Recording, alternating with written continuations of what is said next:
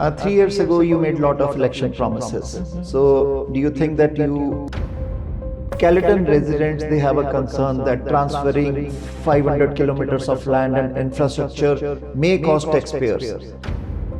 We have to think of our business community as well, right? Because we want to keep them in business because they pay a higher tax. And right now, our families are experiencing a lot of challenges, a lot of financial pressure. So why would I increase? And we are doing politics at all the levels, federal or municipal, that we need stricter laws. Why that much of delay in the legislation? Jail not bail acts was rejected, and member of parliament says we are bringing it, it's coming, but families got affected. It's not going to the reserves and say, well, we're going to go build the Taj Mahal over here. Residents or Canadians or Ontarians, when they see this, their morale goes down when our law enforcement is involved into this. That your entire police force is corrupted. The companies who got fined, like $60,000, or previously companies got fined, are they still operating? And Caledon is also affected by this. We saw the residents, they did a town hall, they called the OPP, they called the mayors, and they want their safety. Because the figure says that by 2051, the Caledon will have more than 300,000 people. Illegal use of the land, yes. The trucking yards, and you also in last campaign when you became a mayor, that was the main concern of the residents. Are you satisfied with these results, or you are bringing some motion, some petition to the province? The personal side, I believe we're asking for 50,000, and then on the business side, 100,000. What are the main couple of issues which you think that residents are reporting to? That transition from the rural to the urban or the city side, is that a challenge? We are in town of Caledon.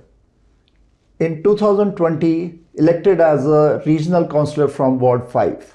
And then in 2022, elected as the mayor of town of Caledon.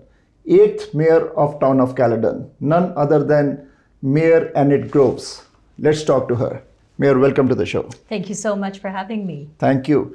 So, how was the journey from regional councillor to the mayor?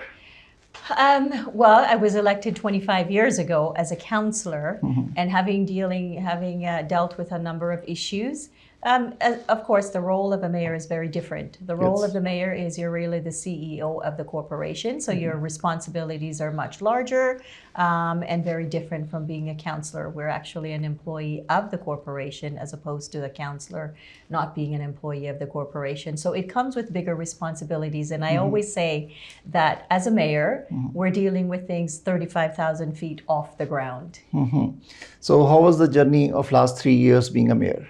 The journey has been a little challenging. Turbulent? It's not challenging. Challenging, not in a bad way. And when I say it's been challenging, of course, we experienced things here this term that this town has never experienced before. For example, the announcement of the dissolution of the region appeal, and then it's the walking back of the dissolution, and now the downloading of services such as roads and waste and water and wastewater, garbage collection, that sort of thing. And those are things we've never had to deal with in all the years that we've been the town of Caledon. So it's come with its challenges, and of course growth is also a challenge as well, because there's a lot of growth that's been slated here in the town, but we're working through them all. So you were the first minority visible female mayor of Caledon. Yes. So how was that? What was the residents' response after that? So actually, I was the first visible minority on the town of Caledon council ever. Since we became the town of Caledon in 1974, the town has never had a visible minority on its council. So I was the very first one to be elected as councillor back in October of 2000. And yes, and the first visible minority mayor in the town of Caledon. And I think that people, they know me. They don't look at me as a visible minority person. Okay. I think that the general public, they view me as just a person who is here to work for them. And as a counselor, I was always known as a constituency counselor. And I think that's how people perceive me. So are you easily accessible to the residents? Absolutely, absolutely. Anyone can knock your door? 100%. Okay. Yes. So 311. Every town, every city has a 311, which is get the complaints from the residents. The Brampton has different issues. Mississauga has different. What are the main couple of issues which you think that residents are reporting to? So some of the major issues that we're having is really road safety. Okay. We have a number of challenges on our roads. In fact, we declared, council last year declared a road safety emergency. Another big issue for us is illegal land use, illegal trucking, which is something we're dealing with. And really now, lately, we've had to deal with the extortion. The crime. Cases, yes, and crime. However, we have a great partnership with Peel Regional Police. So our Caledon OPP has partnered up with Peel Regional Police to deal with some of these issues that we're experiencing because they're sort of crossover issues, and so, yeah. And what are your priorities in last 3 years, your main priorities? Road safety? Road safety is a huge priority for me. I've seen a number of fatalities on our roads. You can never put a dollar on somebody's life. And so my priority is to make sure when our families are traveling on our roads, that our roads are safe, that the roads are clear. This winter we've experienced a lot of snow, and we want to make sure our roads are safe because that's part of road safety. We also want to make sure that we start to manage the traffic. We have, again, a lot of heavy industrial traffic in our community, especially on Highway 10, on Highway 50. And we just need to make sure that we have proper infrastructure in place to support that type of heavy traffic. Since Caledon is moving from rural to the city to the urban side, and it has the biggest land in the Peel region, what do you think that development, housing, targets, and other development areas, other challenges, because we have the green belt also here. So that transition from the rural to the urban or the city side, is that a challenge? I don't think so. Okay. One of the things I love about Caledon is the fact that we are both urban and rural. I know that in my lifetime, you will never see houses being built in our rural areas. Caledon is 688 square kilometers, so we're almost 700 square kilometers big. We have a lot of areas in Caledon that's protected. It's protected by the Niagara Escarpment, it's protected by the conservation authorities, it's protected by the Greenbelt, the Oak Ridges Moraine. So I would say about 80% of the land mass of Caledon is protected. And those areas, we will never build in those areas because I think once you pave over those areas, you will never get it back. And that's what I love about Caledon. It's been my home for 34 years. And I love it because you have the best of both worlds here. You've got the urban centers, and then you've got our rural countryside areas. That's right. So any housing targets Caledon has? Yes. Because the figure says that by 2051, the Caledon will have more than 300,000 people. That's correct. So what is the housing target Caledon got? So right now, that is correct. And all these numbers, they come really from the province of Ontario. Yes. And so we are slated to grow. We'll be adding another 220,000 people by 2051. And that equates to about 67,000 or 68,000 doors. Okay. And with that, we are also mandated to provide 125,000 jobs. So we're growing on population-wise as well as on the industrial side, providing jobs as well. One of the main issue which was always an election issue, the illegal use of the land, the trucking yards. And you also in last campaign when you became a mayor, that was the main concern of the residents, noise, illegal truck parking. In last 3 years, you worked heavily on that. Town of Caledon worked on those things, and recently we saw $60,000 fine on one of the company. Are you satisfied with these results, or you are bringing some motion, some petition to the province? Reason is because the numbers are very high and fines rates are only 1.5 million since 2021. That's right. So it's a start. Am I satisfied? Not yet. Okay. We've done some prosecutions. So we've done about 32 prosecutions. And again, we've got 11 ongoing investigations. So we have these investigations ongoing. We've got some orders to comply. I think about 8 orders to comply. And then recently, as you mentioned, the fine of $60,000. Is that enough? It is not. And so I have been to the province and with the support of council and the support of the community as well, to make sure that legislation is in place to do a number of things. We made some requests to the province to be able to blockade and barricade some of these illegal operations, increase the fines so that the fines, you're not just a slap on the wrist and off you go. Because we got messages from the community, from the Caledon community, that fining $60,000 is good for the truck yards. They can pay $60,000 fine because parking the truck is the main issue. That's right. And so we've requested that the province increase the fines. How much you are expecting? You are asking so for that? on the personal side, I believe we're asking for 50,000, and then on the business side, 100,000. Is that enough? I don't think so. But one of the things that we're asking for is not just the fines, but being able to put those fines on title. Now, once you put the fines on title, then it affects their ability to get refinancing. Okay. And so, the fines might not be heavy. However, if you have it on title, it affects their ability to get refinancing, and that's where it really hits. Is province listening to you? Yes, they are. In fact, speaking with Minister Flack, Minister Flack, he is the Minister of Municipal Affairs and Housing.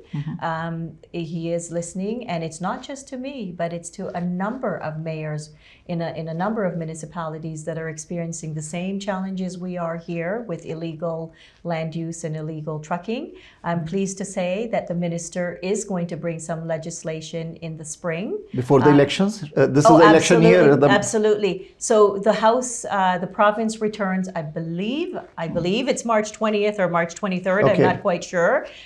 When they return, they will be tabling legislation that is going to address this problem. And again, it's not just a problem that exists in Caledon, but we've taken the lead on this. We took the lead, and I'm pleased to say that the group of mayors that I belong to, they've come on board and they've joined forces, and we've joined forces. We've also joined forces with some of the larger urban mayors. So like Mayor Krantz from Milton. Mayor Krantz is supportive of us. Mayor Brown, Mayor Del Duca, because they also have those challenges with the illegal land use and illegal trucking in their municipalities as well. So I'm very pleased to know that legislation will be tabled in the spring. So since this is election year, and residents are going to ask that question when you or councils go for the door knocking. Yes. Because they want a strict enforcement. So what is the condition of a law enforcement here?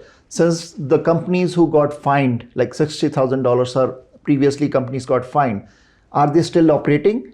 Because we have seen when someone do a bankruptcy or they are fined, they still pay the fine and they keep on operating. Well, I'm pleased to say that a number of them are no longer operating. Okay. And that's because part of it is the financing. And because we took the lead on this, and because we were very public, and it hit the media, it hit the mainstream media, then a lot of these companies are not able to refinance, and so they're not able to stay in operation. Now, I it's not something that I would say that I'm so happy, because these are people that they feed their families as well. However, I often say you can't just come into our municipality and set up shop like that. You need to go through the process so that you're in the right location. So you're addressing your traffic issues, you're addressing the environmental issue, you're addressing a number of things that you have to make sure the zoning is in place. Yes. And so I don't want to take food off anybody's plates, because these are people that are also employing other families as well. However, they've got to do things the right way. So do you have enough law enforcement officers to There's check? never enough enforcement officers ever. Okay. You know, whether you're a police officer, whether Yeah. you're enforcing for the environment, whether it's the municipal law enforcement officers, there's never enough. However, we make do with what we have, and I think that we are doing a pretty good job in making sure that we have these enforcement officers out there and monitoring these areas and these illegal land uses. What is the population of town of Caledon? So we're just over 80,000, hitting almost 90,000 right now. Okay. The crime rate is a serious concern across Canada, coast to coast. And Caledon is also affected by this. We saw the residents, they did a town hall, they called the OPP, they called the mayors, and they want their safety. Yes. Because these are the big farmhouses, and it's happening everywhere. 40 plus cases of extortion here in Yes. Caledon. Yes. So when you saw those reports, it's only happening with the South Asian community in Caledon, or the other communities are also affected? So those extortion cases, there were actually 42 extortion Okay. cases.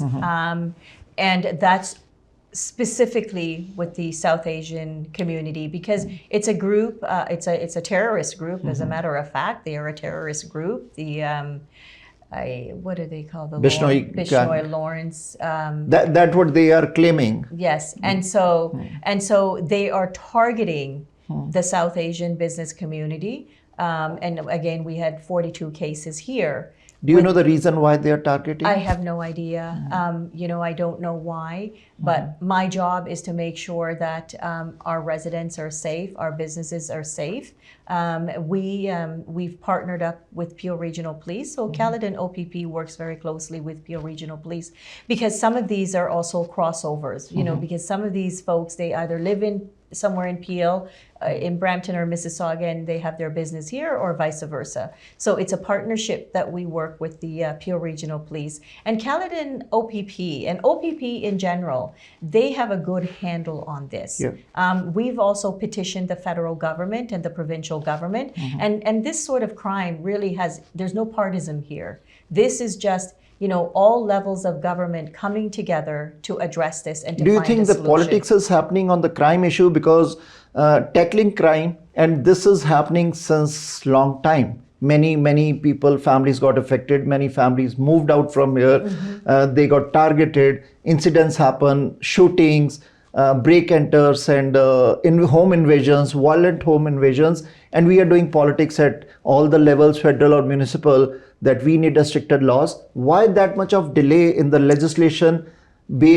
Jail not bail acts was rejected, and member of parliament says we are bringing it, it's coming, but families got affected. Being a mayor, what you and evaluate? I can't speak for the provincial or federal government, but what I can say is the summit that we had a couple of months ago, that was well attended. And that summit clearly emphasized to me that there's no partisan here. We had Minister Ananda Sangri at the summit, and we had Minister Michael Kersner there, who is the Solicitor General of Ontario. We had the RCMP there. We had myself, Brampton, Mississauga there. We had OPP, Peel Regional Police, and Canadian Border Security Agency. So we're all coming together, recognizing that, put the politics aside, there's no politics here, and that we need to come together and table legislation, whether that's the federal government or the provincial government, table that legislation so that, these folks who are committing these crimes, they're going to be staying in jail for a long time. We're going But to be someone able to should put be them accountable for that. When And our they police are. officers' names comes out, and residents or Canadians or Ontarians, when they see this, their morale goes down when our law enforcement is involved into this. And I wouldn't cast a shadow on our law enforcement. In everything you do, and whether you're in politics or law enforcement or whatever profession you're in, there's always those few bad apples, but you can't allow those few bad apples to spoil the bunch. And I would say to the residents that a few bad apples does not mean that your entire police force is corrupted. They are not. you know, but you always have people making choices. You have politicians, you have some bad apples in politics as well. But, you know, it doesn't mean that we're all bad. And so I would not, you know, I would say to residents, don't get discouraged by that, because it's not everyone that's doing that. And it's not the majority of the police force or the lawmakers that's doing that. It's a very small handful when you look at the big picture. So I don't believe that this is going to create a problem. I don't believe that it's going to stop the police from doing the good work that they've been doing. And a lot of times you're not going to see it publicly, because when they're conducting their investigations, there are a lot of things that they cannot make public. Otherwise, the investigation will not work and you'll never be able to get these people. So they have to keep things quiet. And so, yeah, I'm not concerned. Am I disappointed that you've got some of these law enforcement folks getting into these sorts of things? Absolutely. But I will tell you, it's not the majority of the force. It's a very small handful of those officers. Let's talk about the finance now. How is the financial health of town of Caledon fiscal deficit? Because the town of Caledon had 85 million plus of reserves. And how the town is doing now with the financial health? So I would say that our reserves are still very healthy. As you know, our last tax increase was very low. It was 3.27%, roughly. And 1% of that goes for state of good repair. And the rest is on, you know, the property tax and that. And but 2.1% was using from the reserves also. Yes, but reserves are there for that reason exactly. So in times, I always say this, you need to put reserves away for those rainy days. And right now, our families are experiencing a lot of challenges, a lot of financial pressure. So why would I increase your taxes in an exorbitant amount when I've got some reserves put aside to say, when families are having trouble putting food on their table, when families are having trouble paying their utility bills, paying their mortgages, paying their rents, that's the time to draw from your reserves to help offset the tax increase. So are residents, they are approving to get from the reserves? Well, not everybody is going to agree, but I haven't had a majority of people saying you shouldn't be taking from the reserves, because the reserves are there for that reason and that reason only. It's not going to the reserves and say, you know, well, we're going to go build the Taj Mahal over here. You know, no, the reserves is to make sure that for the rainy days, when the rainy days are here, when you have families that cannot put food on their tables for their, you know, for their children, that's when you start to pull some of that reserves. But in the meantime, we're replenishing those reserves as well, because we're looking for savings in other areas so that we can replenish those reserves. And when we take money and borrow that money, we have to also pay some of that back with interest. So you justify 3.2% tax increase for this year? That's right. Otherwise, the tax increase would have been much larger. And that's something that most residents would not be able to afford. And businesses, we have to think of our business community as well, right? Because we want to keep them in business because they pay a higher tax. So we want to support them as well. But again, I don't have a problem in drawing from the reserves when people are facing financial pressures. So not only Caledon, the Canadians are struggling now with Canadians the inflation? are struggling all over. I mean, I think globally, this is a problem. This is a problem globally. Globally, might not be every country, everybody is struggling, but in Canada, we have seen that inflation, high cost of living, and in last federal elections also, the inflation or affordability was the main issue. Absolutely. And then started the crime. Absolutely. And so, you know, and again, I can't speak for the federal government and what they do. Being a resident of Canada, being a resident of Ontario or the Caledon, do you think that Canadians are struggling big time? Absolutely. And I will tell you, I know that even at the Region Appeal, we've had delegations there where the food banks, we see that the food banks are being overutilized. And, you know, and what was really an eye-opener for me is that we had people that delegated, and they were the people that were actually supplying food to the food banks, and now they've become users of those food banks. And so that tells me that there's a big problem here. There's a huge problem here. And quite frankly, I'm always of the opinion that we need to look after our own house first before we start taking care of somebody else's house. And I think that this country, we need to take care of our own house first before we start taking care of somebody else's. Because we have homeless people here. We have people that they're on the brink of So you being mean homeless. to say 23.5 billion to Ukraine? We sent that money there. Before that, I am saying that we need to look at our own house first. that Just would- when yes. you're in an airplane, and what does the flight attendant say? The flight attendant says to you, Have put your your seat mask. belt. No, but put that mask. If something happens, put the mask on yourself first before you put it on the person next to you, Yes. right? So take care of your own house first. Absolutely. If the money is available, help those other countries, but don't have your own people going without food, going without a home. Make sure that they're fed, they're clothed, and they have a home. That the exact statement we hear from the residents across the coast to coast, that serve your Canadians, Yes. help your Canadians Yes. first. If you have enough money, then you Absolutely. give to the other countries. Absolutely, because I think that every country, you are responsible for your own finance and for looking after your own residents and your own country. So 25 billion approximately to Ukraine, you don't justify that, you don't like that. I don't care where they send the money. But the challenge that I have is this. We have homeless people here. So why can't we say openly that I reject sending that money to the Ukraine? We can say that. I don't, I say, this is what I say, is keep the money here first. If you have excess money, and I don't care what country you send it to. Yes. I don't care what country we try to help, but you need to help the people here first. So in taking 25 billion and sending it to wherever, I don't care where you send it. I'm saying make sure you take care of the people here first. So with Because- that 25 billion, could we had serve Canadians better, Absolutely. healthcare, the crime issues, Absolutely. Okay. Absolutely. $25 billion is a lot of money. And when I see people struggling, when I see families going without food, when I see, crime is on the uptake. Healthcare. We're having a situation with healthcare. And when I Emergency. see that, I'm saying to myself, why are you taking our money? And Taxpayers' that's our money. hard-earned money, Yes. because we're all taxpayers here, Yes. and sending it elsewhere. And again, I'm not going to specifically say one country, but you don't send it to other countries before taking care of your own first. Okay.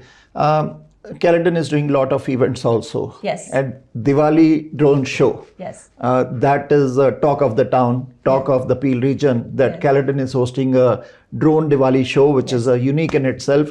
How that idea came and what is the response?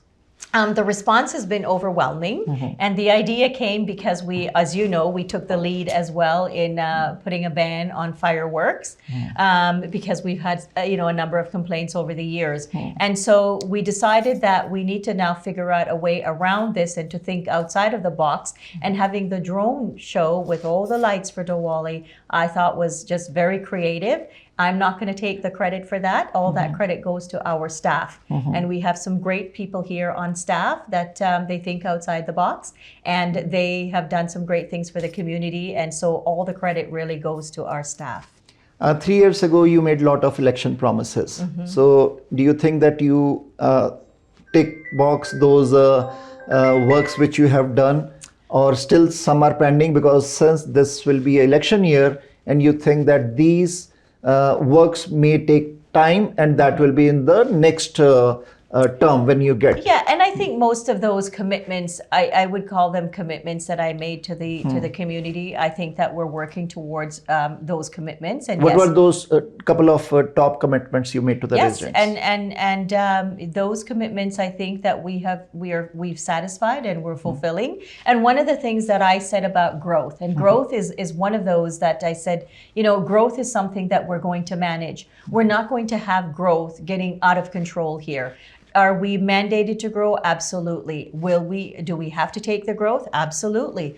This council has committed to the growth, and previous council as well. But we just need to manage it. And that's one of the commitments I made about development, is that we need to manage development. We need to be in the driver's seat. We can't have development driving us. We have to be the driver in the driver's seat, driving development. And when I say that, it's making sure that growth happens responsibly, so that the infrastructure is in place, and not just your water and wastewater, but you need a proper road network in place as well. You need to consider, whether it's your fire and emergency services, to make sure that they grow as we grow. We're growing that as well. Our police force, our considering healthcare, all social services, all the soft services we need to grow as well. So when I look at growth, I say it's not just focusing on, the hard infrastructure, which is your pipes in the ground and that,